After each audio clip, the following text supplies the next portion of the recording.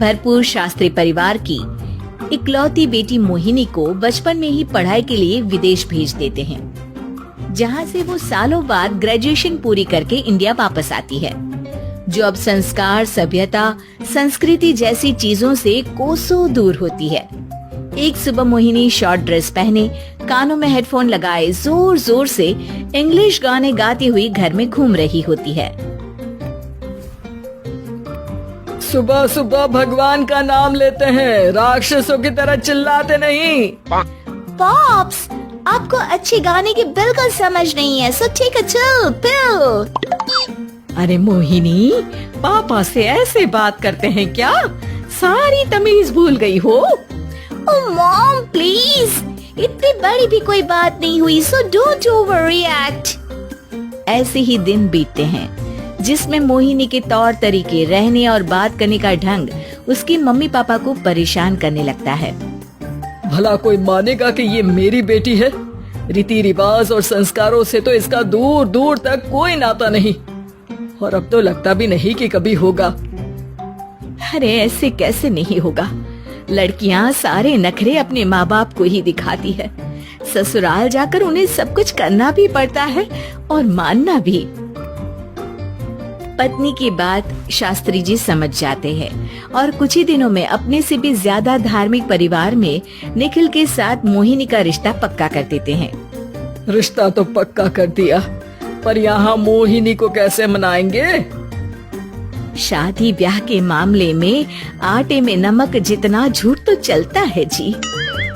इसी तरह एक के बाद एक तिकड़म लगाते हुए दोनों मिलकर मोहिनी को शादी के लिए तैयार कर लेते हैं और मोहिनी निखिल की शादी हो जाती है, जिसके अगले दिन से ही मोहिनी दोबारा अपने पूरे अवतार में शॉर्ट ड्रेस पहनकर घर में घूमने लगती है। बहू को ऐसे देख सास की आंखें फटी की फटी रह जाती हैं।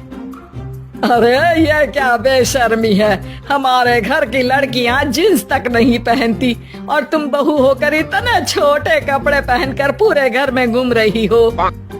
सीरियसली मॉम, प्लीज आप अपनी इस 80 के दशक वाली सोच में मुझे इंक्लूड मत करो। हाय तौबा, एक तो बेशर्मी दिखाती है, ऊपर से सास के साथ जुबान भी लड़ाती है। अरे जल्दी कपड़े बदल कर आ, घर की पहली आरती तुम्हें ही करनी है। इतनी देर में निखिल भी वहाँ आ जाता है। माँ, पापा आने वाले हैं, पूजा का सारा सामान तैयार है ना? ये पूजा हमेशा मेरे बॉयफ्रेंड्स के पीछे पड़ी रहती थी और अब हस्बैंड के पीछे भी आ गई।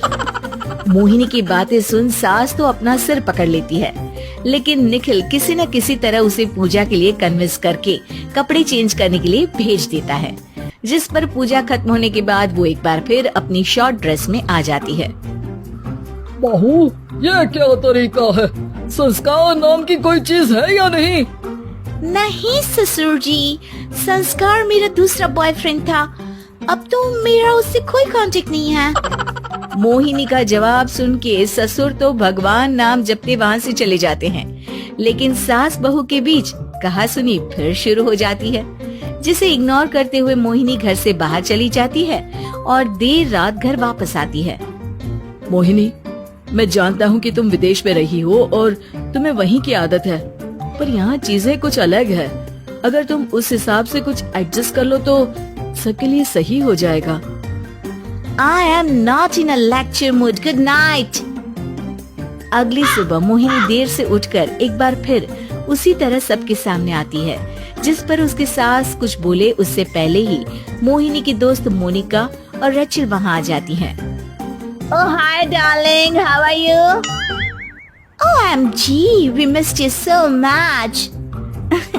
I missed you too, darling. Ram Ram, इन्होंने तो तुमसे भी छोटे कपड़े पहने हैं। अरे तुम लोगों के अंदर कोई शर्म लिहाज बाकी भी है या सब बेच खाई? मोहिनी, तुम्हारी मेड कुछ ज्यादा नहीं बोलती? इस पर मोहिनी की दोस्त उसकी सास का मजाक बनाने लगती है, जिसे सुन निखिल उन्हें जवाब देते हुए कड़वे शब्द सुना देता है और वो सुन के वो दोनों तो मुंह बनाए वहाँ से चली जाती है, लेकिन गुस्से से लाल मोहिनी वहीं खड़ी निखिल को घूरती रहती है। घूर क्या रही हो? तुमसे शादी की ये सोचकर कि विदेश में पढ़ी लिखी हो, घर में कोई पॉजिटिव चेंज लाओगी, अपनी करियर के लिए एम्बिशियस होगी, पर अपने इस बिहेवियर से उस पढ़ाई के साथ साथ अपने मम्मी पापा के नाम को भी डुबो रही हो। अगर तुम्हें ऐसे ही हाल रखना है तो यहाँ रहने की कोई जरूरत नहीं है। निखिल की बातें सुनकर मोहिनी रोते हुए घर छोड़कर अपनी मम्मी पापा के पास वापस आ जाती है।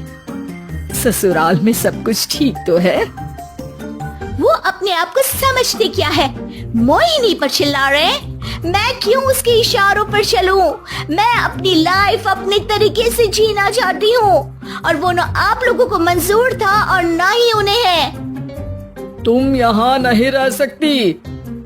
अपने पापा की बात सुन के मोहिनी हैरान रह जाती है। हाँ, तुमने बिल्कुल सही सुना। अगर तुम्हें अपने इस घमंड, बेशर्मी और बदतमीजी में ही जीना है तो तुम यहाँ भी नहीं रह सकती। बेटी, मैं मानता हूँ हमारे यहाँ रीति रिवाज बहुत मायने रखते हैं और हमने उन्हीं के ओवरडोज से बचाने के लिए तुम्हें विदेश भेजा था। एक लड़की जो शादी करके घर और बच्चे संभालती है, उससे तुम अपने आप को ज्यादा समझ सको इसके लिए भेजा था। तुम उससे ज्यादा समझो और बनो, पर तुम तो किसी दूसरी ही ट्रेन में चढ़ गई बेटा। उसके मम्मी पापा बहुत देर तक मोहिनी को सारी बातें समझाते हैं, जिन्हें सुनकर मोहिनी को अपनी गलती का एहसास होता है। वो जॉब ज्वाइन कर लेती है और ससुराल वापस आकर उन्हें मॉडर्न बनाती है और खुद भी कुछ रिवाज सीखते हुए खुशी से रहने लगती है।